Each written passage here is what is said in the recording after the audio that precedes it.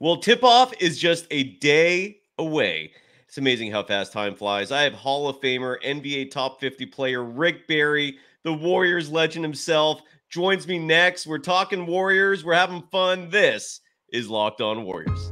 You are Locked On Warriors, your daily Golden State Warriors podcast. Part of the Locked On Podcast Network, your team every day.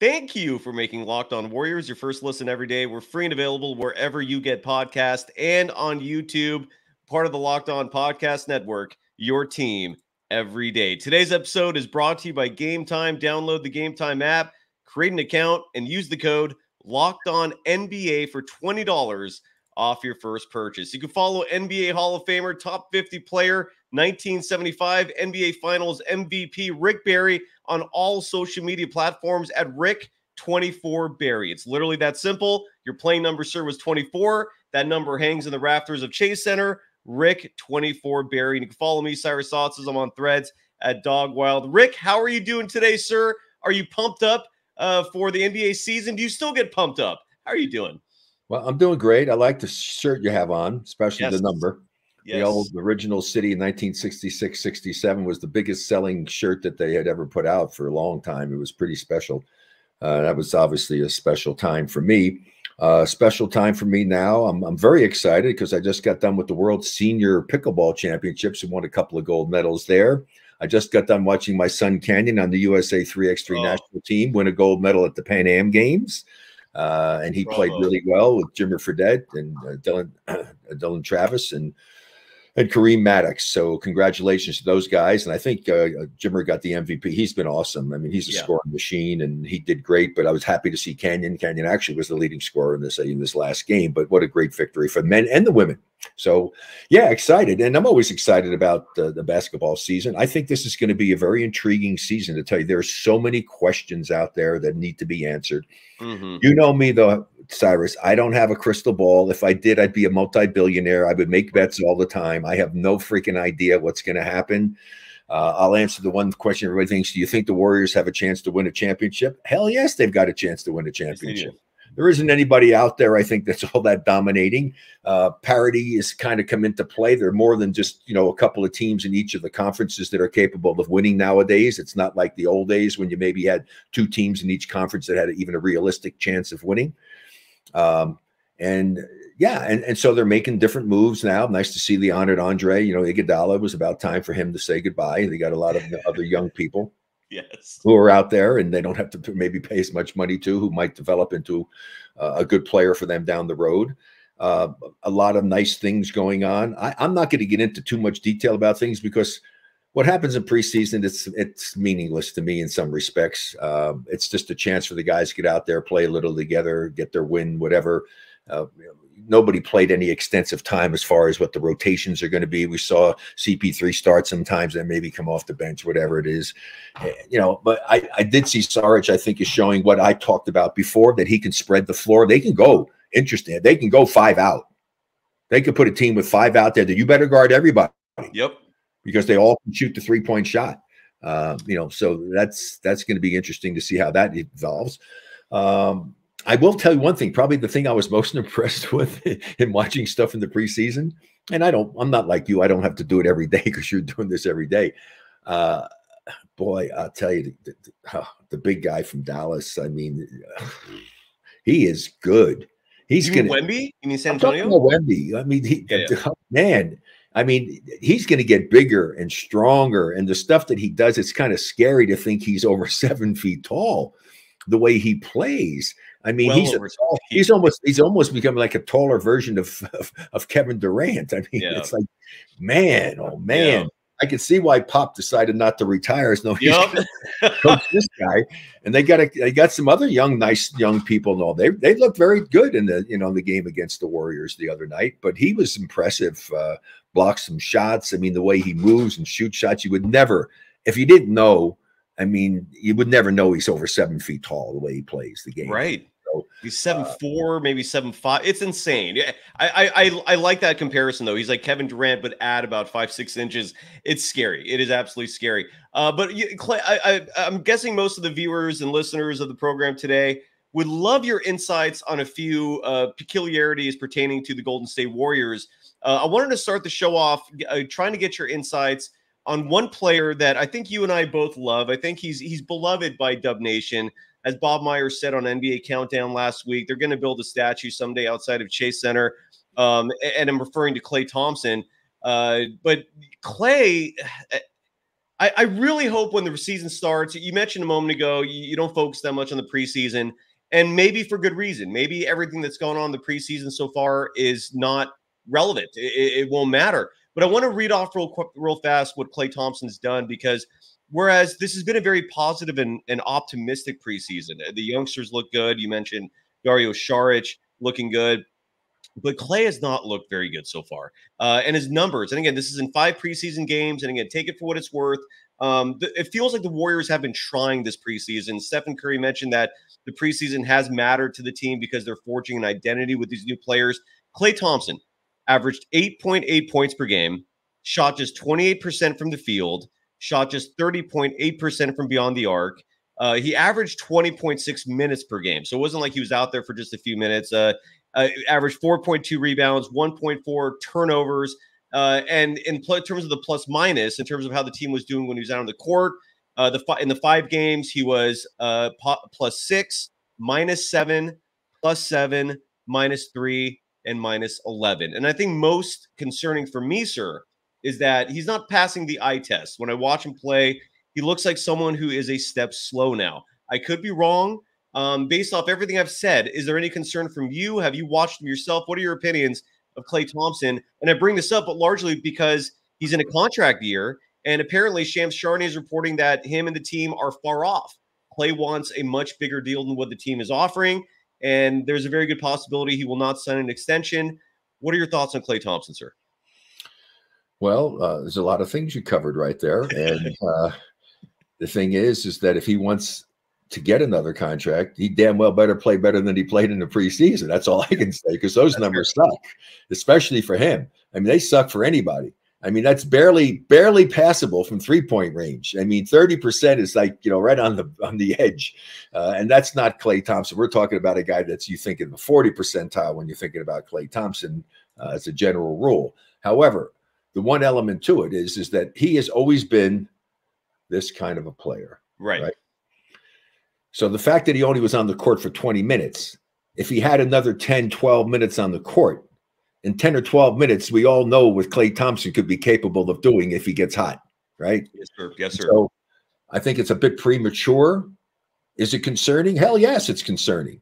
I mean, I get a guy of that stature who's played at the level that he's played, and to see those kind of numbers put up, and it may very well be that maybe his head's not in it as much as it needs to be, and that might be one of the reasons why he's not reacting to things as he normally would.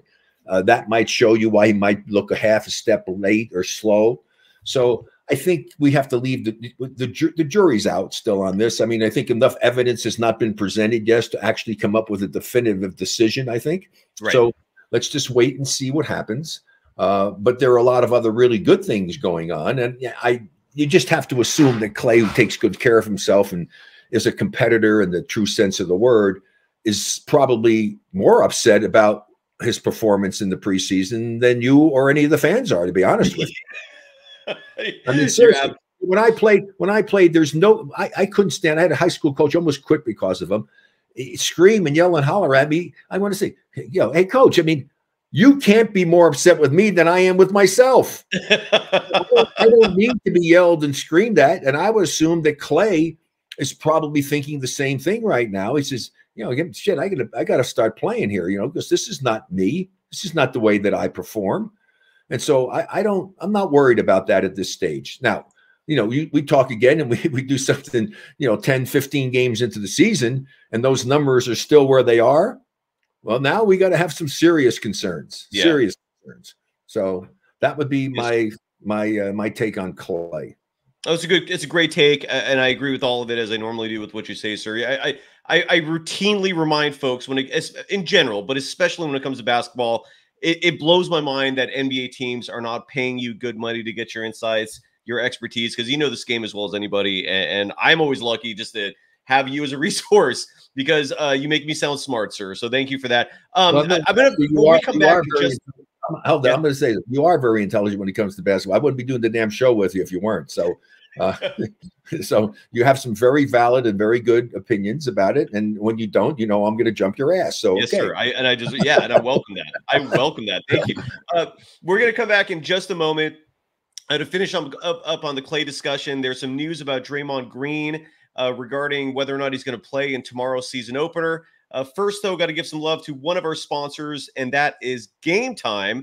And then look, Gametime is all about getting tickets in the easiest way possible, in the cheapest way possible. The NBA season starts tomorrow, and let's say you want to go to that game tomorrow night. They're hosting the Phoenix Suns. Tip-off is at 7:30. We're going live right after that show here. But let's say you want to go to the game. That's where Gametime comes into play. Gametime offers a low price guarantee, meaning let's say you buy your tickets from Gametime and then you see those same tickets in the same row and section somewhere else. They will match whatever price difference there is between you and that other dealer. That's called a low price guarantee, folks. They offer last minute tickets. They have flash deals. They have zone deals. Easy to find and buy tickets for every kind of event, not just sports. You could also go to concerts. You get views from all the seats in the venue. And as I mentioned before, a low price guarantee. So go download the Gametime app, create an account, and use the code LOCKEDONNBA for $20 off your first purchase. Terms apply. Again, create an account and redeem the code LOCKEDONNBA. That's Locked On NBA for $20 off. Download the Gametime app today. Last minute tickets, lowest price, guaranteed.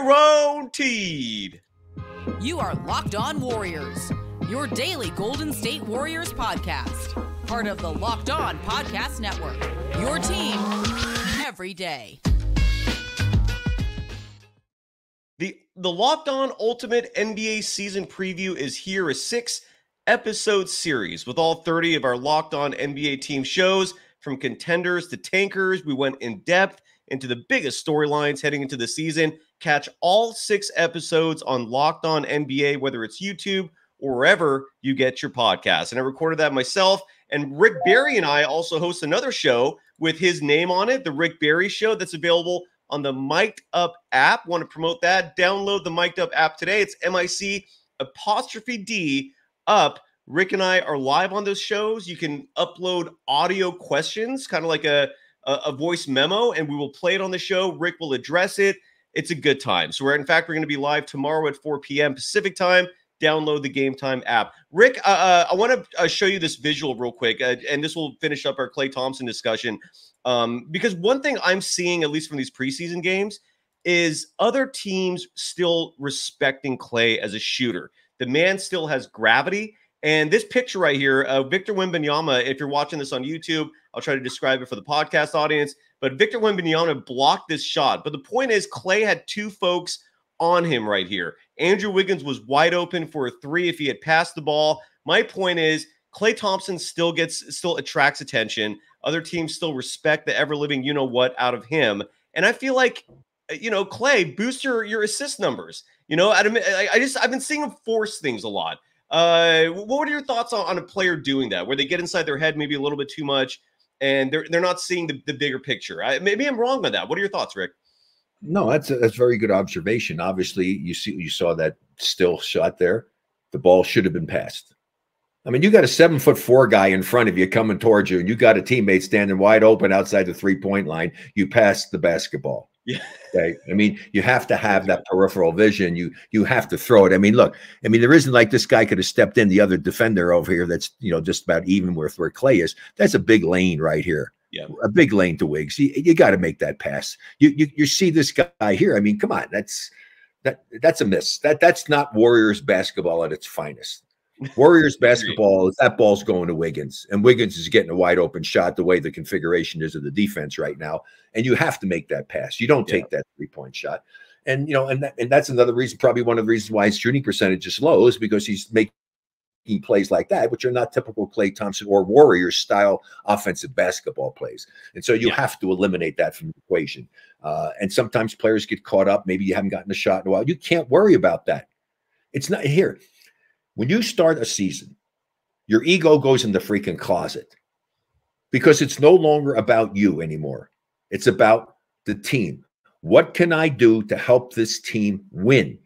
And maybe that you got to go out and get 35 or 40 points. I mean, it just depends on the circumstances. But you never get away from the core element of the Warriors offense, which is pass, move, cut.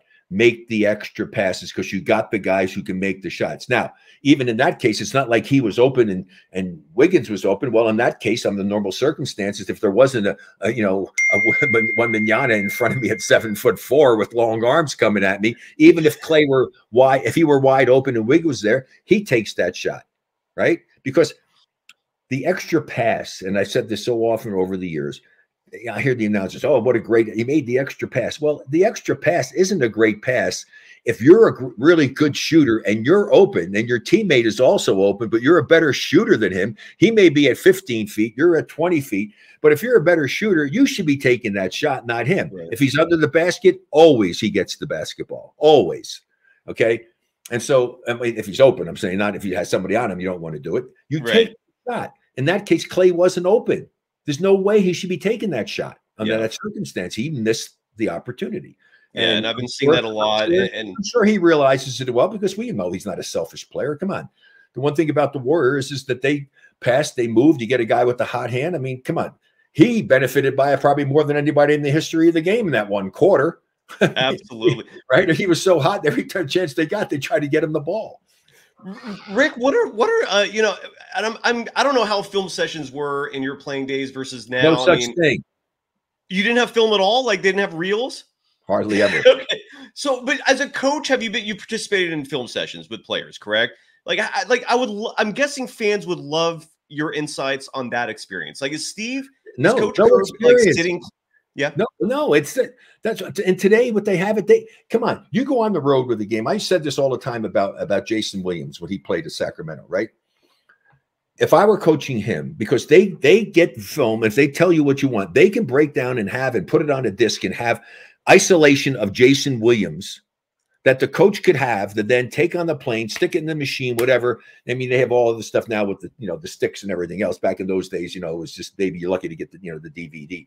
Anyway, so you can put it in. He should have been on every plane, sitting down with him and going over the game to point out what he was doing correctly, what he was doing incorrectly, because he was a hell of a talent.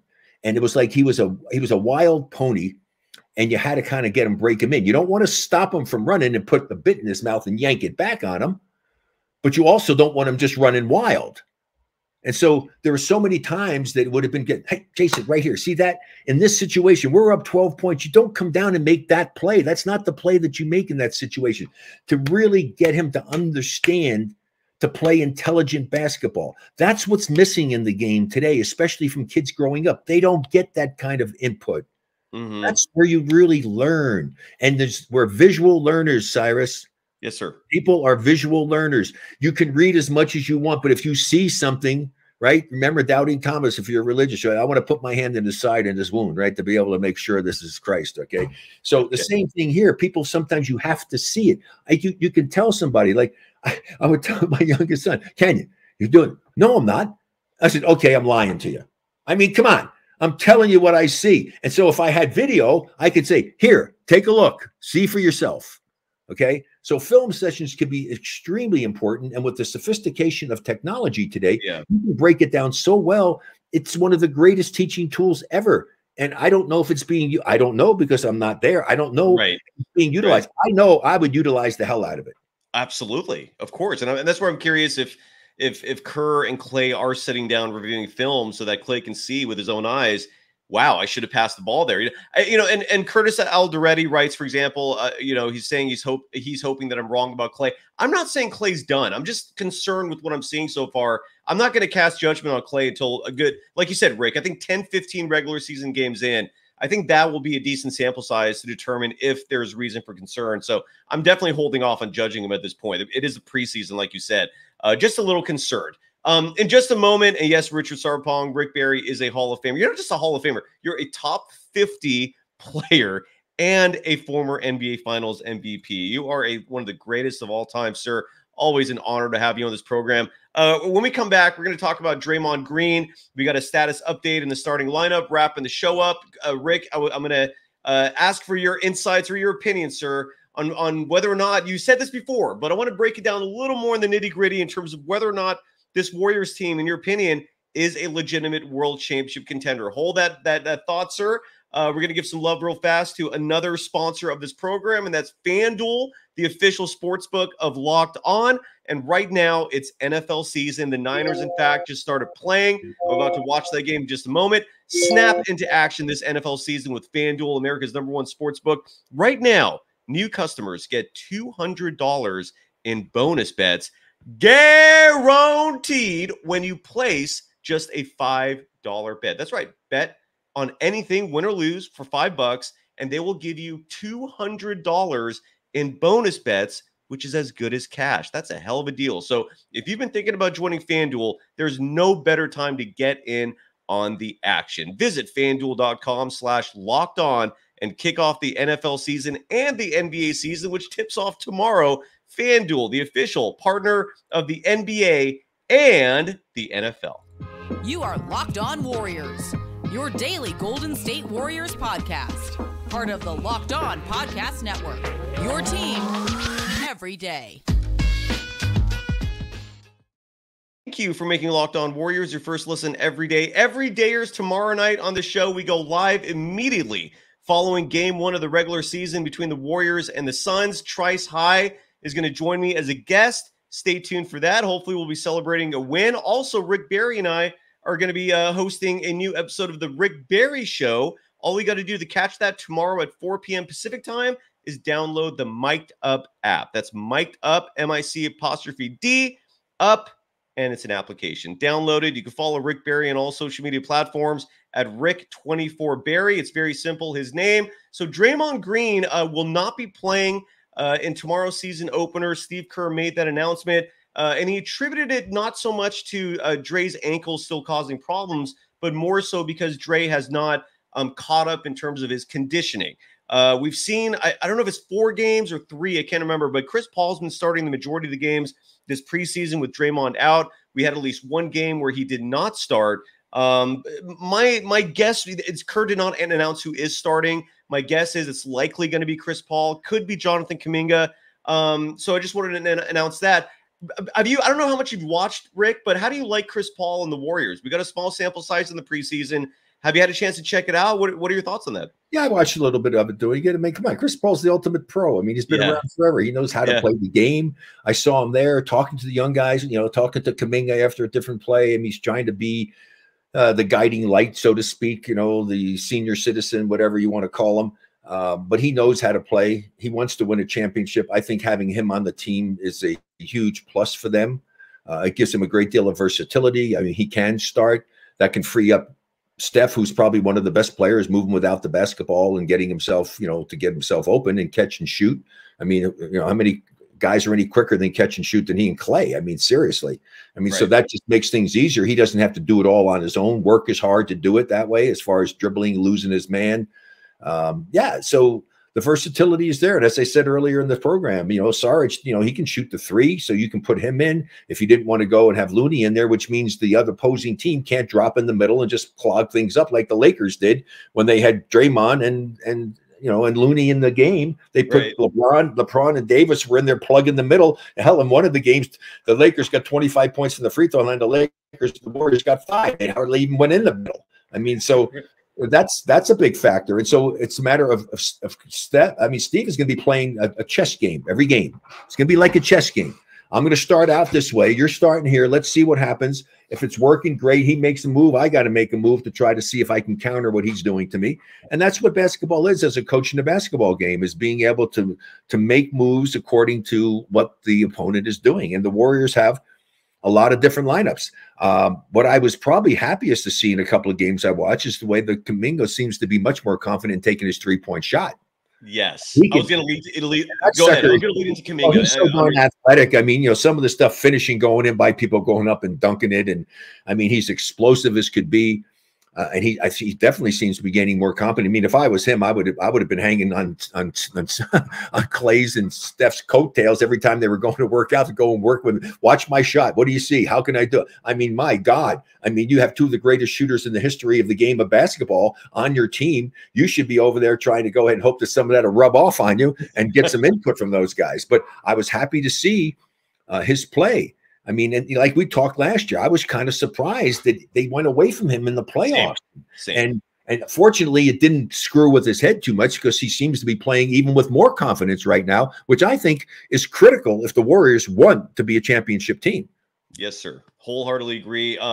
I'm really excited for Kuminga. My adage for 2 years now has been great things happen when Kuminga plays. I love this kid. Another and his fellow 2021 draft classmate, Moses Moody, I think is also looking fantastic. Have you had a chance to see the rookies? Because Brandon Pajemski has surprised me. I'm loving this kid. Yes. And Trace Jackson Davis. What are your thoughts on those two as we wrap up the show? As long as I don't have to pronounce his last name, yeah, he's doing really well. It's not as hard as it looks. As a broadcaster, as everybody, you got to come up. Everybody tries to come up with a nickname for him, so you don't have to use their last name. That's his nickname. Well, whatever. Hey, I call him Giannis all the time. I mean, the Greek freak, whatever. The same thing is going to be with him. But yeah, no, he plays with a great deal of confidence. He does. You're absolutely right. Seriously. I mean, as a rookie doing stuff and all, I mean, it's not like he's out there, like a deer in headlights. Yeah, I'm very pleased with that. And as the season goes on and we see what Steve decides and who he's going to put in there and how these guys respond to it, then we could start to make some more evaluations and see what we think about it. And then again, it's only our opinion, and the only opinion that really matters is Steve Kerr's. Yes, yep, absolutely right. And Rick, the easiest nickname for Pajemski is Pods, Podz. That seems to be what a lot of people are referring to. Listen, trust me, I'll be calling them Pods. So. And honestly, Rick, Trace Jackson Davis is also looking damn good. I don't know if he had his footwork. The footwork is what sticks out to me for both these players. They know where to be at the right times. I don't know if you have any thoughts on Trace Jackson Davis as well. Is he impressing you? To watch him that much, I will certainly do that as the season progresses, and hopefully we'll see what kind of time he gets and makes the most of it. People have to understand it's a difficult thing to sit and watch for such a long period of time. And then you get a chance to have to go in the game, and you have to go in the game, and you have to be prepared to play at a relatively high level. Yep. Because the worst thing that can happen, as we always talked about, the success of the Warriors over the last decade or so has been the fact that they've always had productive benches. Yep. You don't win with 5 guys. You don't win with just 7 guys. You need to go a little bit deeper. You got to get now with the 15-man rosters. If you can go 8 to 10 deep, that's such a blessing. That happened to us back in our day. We went deep. I mean, we went to 10 guys. Most teams, 7 playoffs come 7, 8 guys. That's it. And it's nice if you have people of comparable talent, but for the Warriors, more so, not just talent, but the understanding of how to play the Warriors brand of basketball, which is the way the game is meant to be played. Yes, pass, cut, move, play unselfish. That's what it has to be. And which they didn't do. We know we had a couple of seasons of that where all of a sudden they forgot that you got to play some defense. The first commitment has got to be as a team that we are going to help one another out. We are not going to give up easy baskets. We are going to be a very sound, fundamental defensive basketball team, because that will keep you in the games when the offense is struggling some. Offense is, like I say, a roller coaster ride. Defense should be your consistent element of the game. Try to keep it level. Sometimes, hopefully, it's level, and sometimes you're really good, but you don't ever want to be really bad. You're absolutely right. And you mentioned Giannis, who just signed an extension today, a 3-year extension. So he's not going anywhere when it comes to the Bucks. And you mentioned depth as well. This Warriors team looks deep to me. That is one of the things that makes me comfortable the most and confident. Meanwhile, you look at the rest of the NBA landscape. As good as the Bucks and the Celtics are with their starting 5, I don't see them once you get to 7-8 in terms of the roster. It stops impressing. The Nuggets sacrifice some depth. George Karl was on the show a couple days ago, and And he's become this like a fervent Nuggets fan, and he loves that team, the former team he coached. And he expressed concern because of Bruce Brown not being re-signed. They also lost Green. And so they're not as deep as they used to be. And the Warriors are deep. I know we have to see the season come along. We'll wrap the show up with this. Are you confident in the Warriors? I'm feeling really good. I need to see them play the Nuggets this season, but I'm feeling damn good about this team. What are your thoughts in terms of their prospects for a 5th title in 10 years? Well, I think they're one of the teams that people have to put up there as a potential winner coming out of the West. I mean, and then everything will depend upon who comes out of the East and how they match up against that team. But I like what I've seen. I really do. I do like a lot of the new players. But again, it's now the decision of how many minutes will each of these players play? How will they perform in that regard? And even more importantly, how committed are they to the defensive end of the floor, and how consistent will they be with their defense? I mean, I'm not worried about, Steph is going to be able to get you 40 at any time. Klay, hopefully he'll get back to his game where he can get you the 20 to 30 anytime you need it. Wiggins the same way. Wiggins capable of getting you 20 points. I think Kuminga's capable of getting you 20 points. Yep. About how many minutes he gets. Moody's capable of getting you double. I'm not worried about their scoring. I'm just worried about how committed are they to playing good, tough, sound, fundamental defense. That's always been my concern. Was that your phone? Yeah, it was my phone. I love that. Does that signify someone specific, or is that? I've never heard that term before. It was just one there. It's actually coming from I did some stuff as a consultant for one of the teams in one of the minor leagues, the Zombies basketball team back there, and the coach just sent me a text. I think he sent me a text about my son. Yeah, he did. Congratulations on your son winning the gold for the Pan games. But I usually turn it off, but when you get old, you forget to do things. So. I love it, sir. All right, I'm gonna go watch the Niners. Rick, you have a Niners are looking good. What's McCaffrey? Is he getting? My son Canyon played against McCaffrey when they were kids growing up in basketball. Well, that's some information I did not know about. He's playing tonight. Someone in the chat said that the Vikings are leading 7-0. We're going to go catch that game right now. Rick, you and I are back at it. If you look down there, there's a ticker. Download the Mic'd Up app, MIC' up, so that you can catch Rick and I. You can get involved in this show. We literally play any voice memos you leave. That's as a feature to make the program engaging.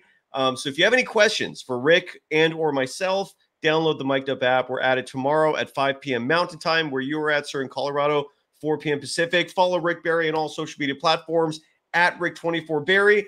Promote your companies as well as you wrap it up. You got some businesses you're involved with. They can always go to GoSleeves.com, GoSleeves.com, go to AlloMD.com, and Medicilleaf, MEDICILEAF.com, and put the code RB, small letters, RB24, and you get a discount for you. Just look at the products. They're awesome. I use them religiously. I mean, my life is so much better with these products. It's awesome. And we'll talk about some other stuff that I'm doing. I'm getting involved with I love potatoes. They got a new product that I found that's just knocking them dead. So anyway, we'll talk more about it. But go 49ers, go Warriors tomorrow, and we'll catch maybe some of you on Mic'd Up tomorrow.